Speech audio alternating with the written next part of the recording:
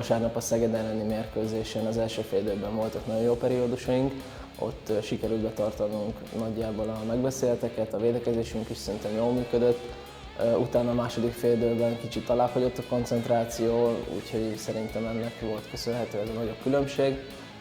Most vasárnap pedig a Füred érkezik hozzánk, mindenképpen szeretnénk revansot venni a Magyar Kupában elszenvedett vereségért.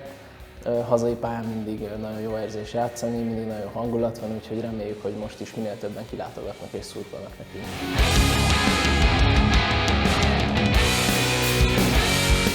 A Füred elleni Magyar Kupa meccsen úgy gondolom, hogy leginkább a sok kihagyott zicsernek volt köszönhető a vereségünk, úgyhogy szerintem, hogyha ezt javítani tudjuk, akkor mindenképpen itthon tudjuk tartani a 2 pontot.